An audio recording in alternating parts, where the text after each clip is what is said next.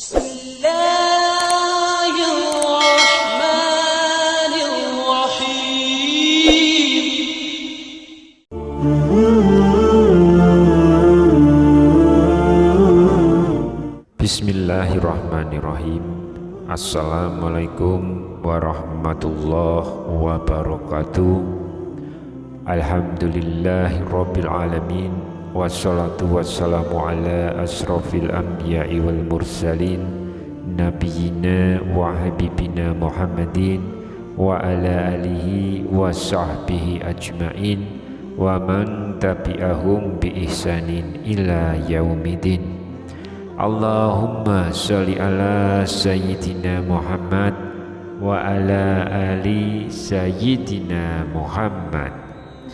Harapan dan doa saya semoga saudaraku semuanya selalu diberikan kesehatan, dilapangkan rezekinya, diampuni dosa-dosanya, dipanjangkan umurnya, dan semoga kita tidak mati kecuali mati dengan beriman dalam Islam. Dan sempatkanlah menuliskan sholawat di kolom komentar, insya Allah bisa menjadi bukti cinta kita kepada Rasulullah Muhammad Sallallahu Alaihi Wasallam. Semoga syafaat beliau bisa kita peroleh di akhirat kelak. Amin ya rabbal alamin. Sahabat beriman yang dirahmati Allah, adapun istilah khodam itu sebenarnya berasal dari bahasa Arab, yaitu khodim, yang artinya adalah pembantu.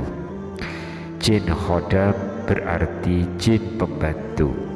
Jika di masyarakat Jawa, mereka biasanya menyebutnya dengan kata prewangan. Disebut khodam karena jin yang satu ini berinteraksi dengan rekan dekatnya di kalangan manusia dan bersedia untuk membantunya, sehingga terkadang orang ini bisa melakukan hal-hal yang tidak bisa dilakukan oleh manusia pada umumnya. Dan hal ini tentu saja karena dibantu dengan jin prewangan yang menjadi rekannya itu. Sahabat beriman yang dirahmati Allah, satu hal yang penting dan patut kita waspadai adalah bahwa jin itu bisa melihat kita, namun kita tidak bisa melihat mereka. Allah telah berfirman, sesungguhnya iblis dan para pengikutnya melihat kamu dari suatu tempat yang di sana kamu tidak bisa melihat mereka. Quran Surat Al-A'raf ayat 27. Di sisi yang lain, jin itu memiliki sifat atau kebiasaan sebagai pendusta. Dia bisa mengaku ingin menjadi teman manusia, mengaku mau membantu manusia, namun sebenarnya ia ingin menipu manusia. Ada sebuah kisah ketika sahabat Nabi Shallallahu Alaihi Wasallam Abu Hurairah radhiyallahu anhu mendapat tugas dari Rasulullah untuk menjaga makanan zakat. Pada malam harinya, ada jin yang berubah wujud menjadi seorang remaja dan kemudian mencuri makanan zakat tersebut. Dan ketika ditangkap dan hendak dilaporkan kepada Nabi Shallallahu Alaihi Wasallam, ia berusaha meminta belas kasihan dan berjanji untuk tidak akan kembali lagi. Namun dia dusta. Ternyata dia tetap kembali hingga kejadian itu terjadi selama 3 malam. Di malam ketiga, Abu Hurairah tidak memberi ampun dan akan dilaporkan kepada Rasulullah. Setelah diajari bacaan ayat kursi, Abu Hurairah melepaskannya.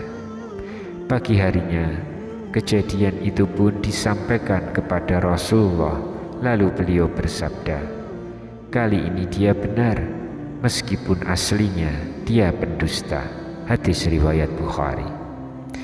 Dari hadis tersebut, seorang ahli tafsir yang bernama Al-Hafiz Ibnu Hajar menjelaskan kalimat dalam hadis ini bahwa setan dari golongan jin memiliki hobi berdusta. Fathul Bari. Jadi bisa kita bayangkan bahwa makhluk dengan tipe pendusta seperti ini, yang mana ia bisa melihat manusia, tapi manusia tidak bisa melihat mereka. Kemudian ada manusia yang bekerja sama dengan mereka, maka potensi jin ini untuk menipu manusia yang menjadi rekannya sangatlah besar.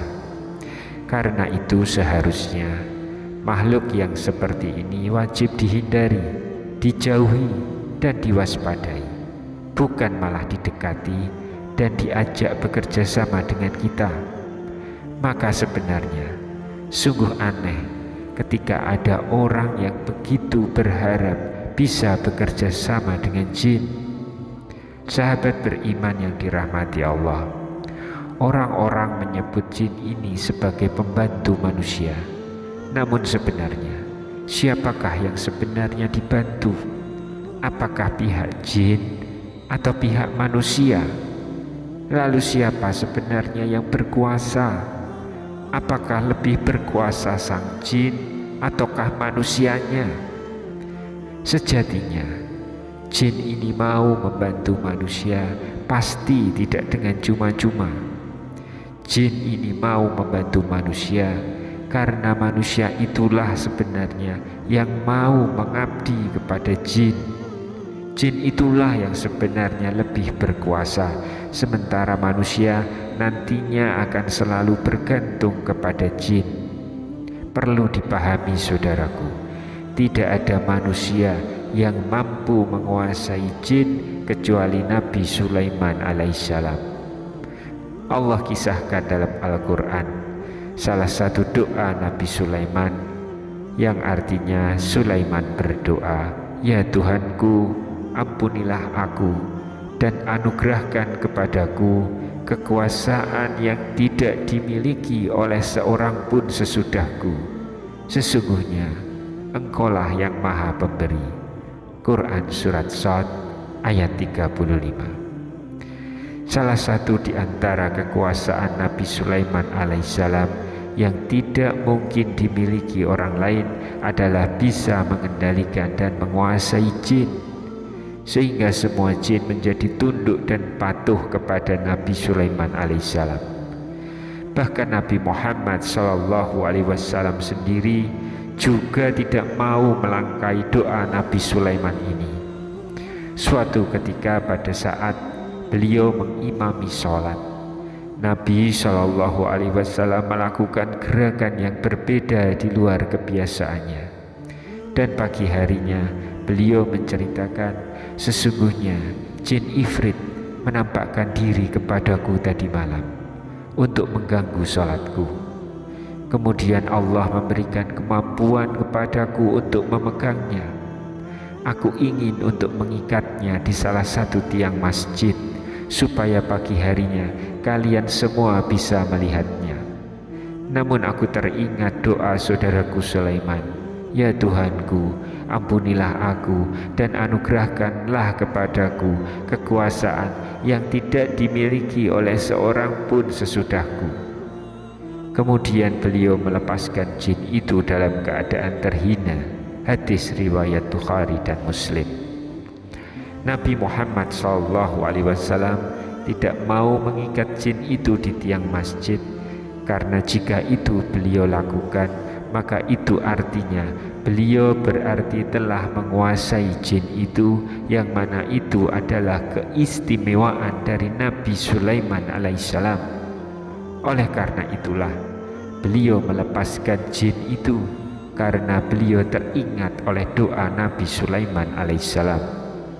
Sahabat beriman yang dirahmati Allah, itulah sebabnya apalagi iman manusia belum sekuat Nabi SAW, sehingga manusia yang melakukan pengabdian dan penghambaan kepada jin, kemudian jin membantunya untuk mewujudkan keinginan manusia, jadilah jin bertambah sombong dan manusia menjadi bertambah hina dan bergelimang dosa karena melakukan berbagai bentuk kesyirikan atas permintaan jin tersebut.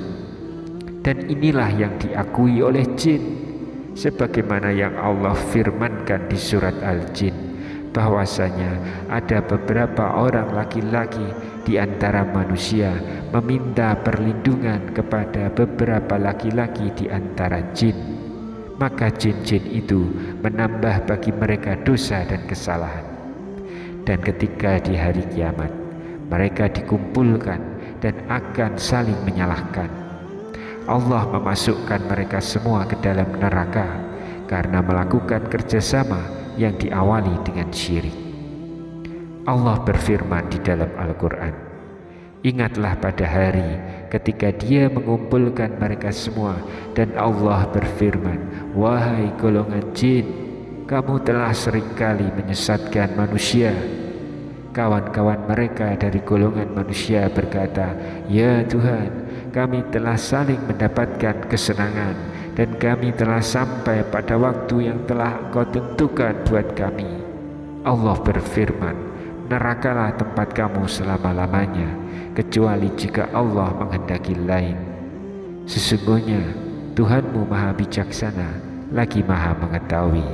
Quran Surat Al-An'am ayat 128. Semoga Allah selalu terus melindungi kita dari semua tipuan dan godaan dari para musuh Allah Subhanahu wa ta'ala. Wallahu a'lam bishawab. Subhanakallahumma wa bihamdika asyhadu alla ilaha illa anta astaghfiruka wa atubu ilaik. Demikian yang bisa saya bagikan di kesempatan kali ini. Semoga pembahasan ini dapat memberikan manfaat untuk kita semua. Amin ya rabbal alamin. Wassalamualaikum warahmatullahi wabarakatuh.